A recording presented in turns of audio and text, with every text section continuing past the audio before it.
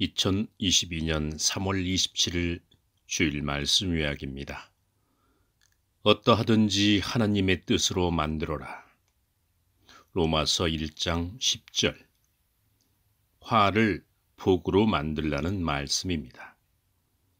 안 좋은 일이 생겼을 때 부정적으로 끝내지 말고 긍정의 생각으로 일을 처리하라. 새롭게 나아가라. 일어나는 계기로 삼아라.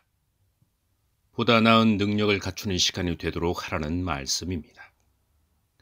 어려움을 통해서 하나님을 잘 믿고 모시는 삶을 살아라. 형제에게 더 고개 숙이고 형제를 진심으로 인정하고 존중하는 마음을 가지라는 말씀입니다.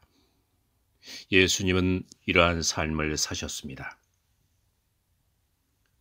화를 복으로 만드는 것은 어려운 일입니다.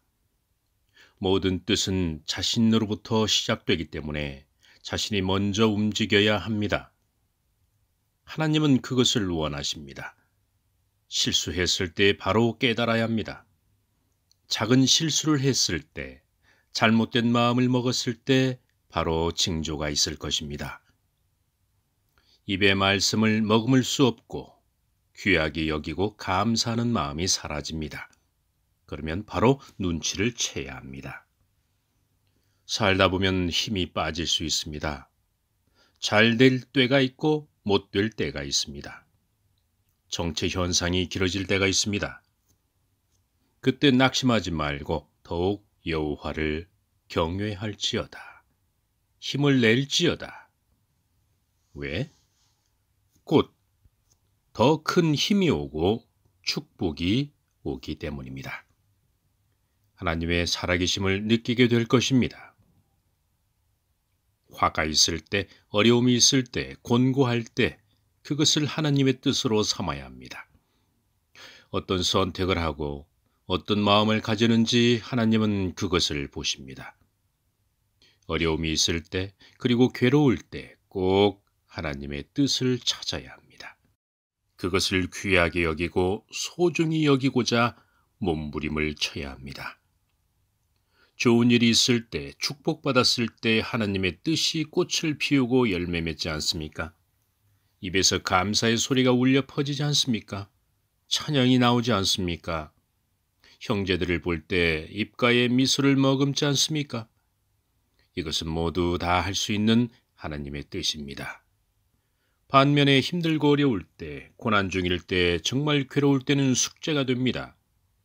이때 하나님의 뜻으로 만들어야 합니다. 누군가 힘들어할 때, 어려워할 때 하나님의 뜻이 될 수 있도록 도와줘야 합니다. 격려해주고 기도해줘야 합니다. 낙심되게 하는 말, 저주의 말을 해서는 안 됩니다. 하나님은 이 세상을 말씀으로 창조하셨습니다. 우리의 삶 또한 마찬가지입니다. 좋은 말로 삶이 창조될 줄로 믿습니다. 어떤 사건을 통해서 반드시 하나님의 뜻을 이루어야 합니다. 그것이 큰 축복이자 천운이 될 수 있습니다. 이것이 바로 세상에서 말하는 긍정의 힘입니다. 부정적일 수밖에 없을 때, 불신할 수밖에 없을 때, 심판할 수밖에 없을 때 긍정의 힘을 발휘하는 것입니다. 그때 긍정의 힘이 부활해야 합니다. 지금까지 살면서 모두 다 경험했으니 자신을 보면 알 수 있습니다. 앞으로 하나님의 뜻을 만드는 삶을 살아가시기 바랍니다.